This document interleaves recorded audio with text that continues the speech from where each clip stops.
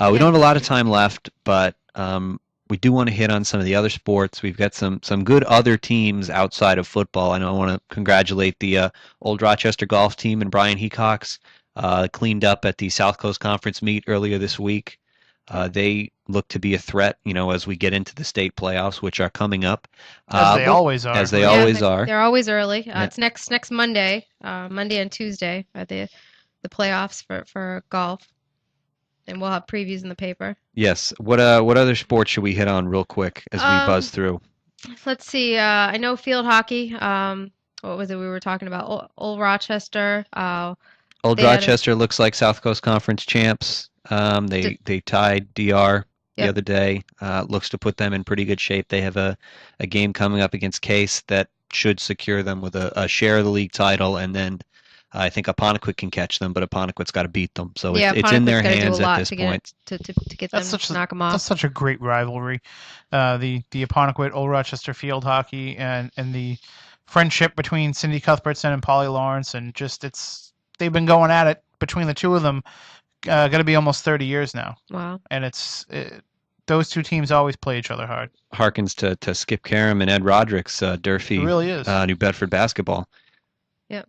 Another, not to change over real quick, but soccer, boys soccer, Westport, Ferreira. I know last week he broke the school record. Mm-hmm. Tim, I think you took that call. I don't know what he's at now. Yeah. But I believe he scored 700 goals in his career. I wouldn't be surprised. He scores 3 every game, so 3 times, sometimes 6. a million.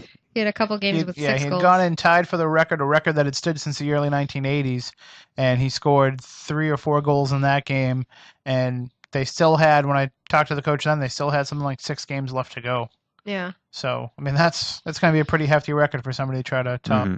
Yeah, and I think that they ended up winning the title too. They clinched it. They did in last week. in that very same game. They won, and it was the first time that they'd won the league title since winning back-to-back in 2002 and 2003 when Coach Mark Nardelli was actually on the team. Yeah. So that's pretty exciting. We have some other teams that are doing well in boys soccer. Voc is having a great year. New Bedford High obviously is having a great year. I want to say too, I want to throw out a little shout out to the Wareham soccer team. They're having a good year considering where they've been the last 10 years. Yeah, they're doing very well. Yeah, I know they had a pretty good game last week. It was against Voc. I think it was like a 1-0 or 2-0 loss. 2-1, I think. Or 2-1. Okay. And I mean, I don't think too many people thought it would have been that close of a game, and they came to play.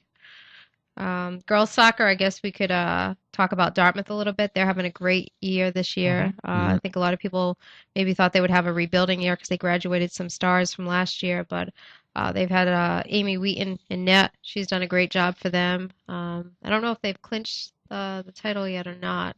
I mean, the last I talked to them, they were still undefeated. So yeah, so they're having a great year. New Bedford obviously is having another great year. One team that's kind of surprising is Voc has had a few, some good wins this year. When they've struggled, the last year and a half or 2 years, they hadn't had any wins, and I think they have at least 3 this year.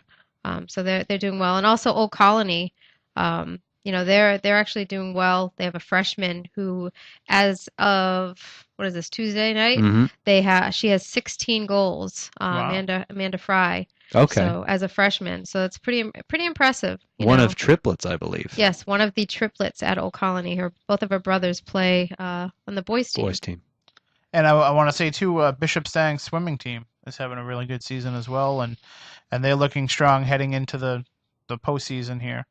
And they had a big win over New Bedford the last time I talked to the coach, but of course they were worried about what still remained to be seen, and I know that they had a big meet coming up against, it was Fian, I believe. Yeah, they ended up losing to Fian. Yep. But still, the way that that team is moving on, heading into the postseason, the girls are starting to swim their best times. Coach Dave Pont said so.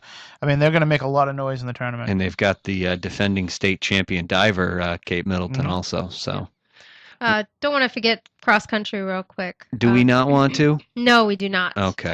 Dana Dorteville is having a great year. If you're interested in running, I mean, you need to go out to the South Coast Conference meet next, not this weekend, next weekend.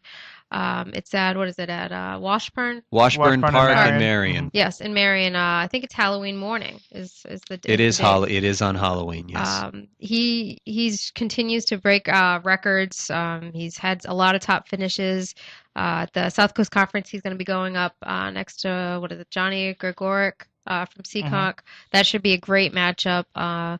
He just broke, as you say that, Dorteville just broke Gregoric's record. They faced Voc Tech, I believe, earlier in the week or last week. So that will be, as cross-country matchups go, that will probably be the best one ever. Yeah. It's going to be a lot of fun for anybody that's interested in running or just the competition. I mean, when these kids get out there, sometimes it comes down to a final kick in the last, couple seconds, and that's the difference. Washburn's a great place to spend a Saturday morning too, to go out there and watch it. And if you're like me and you can't run from here to the soda machine, it'll be a good reality check for you. Yeah.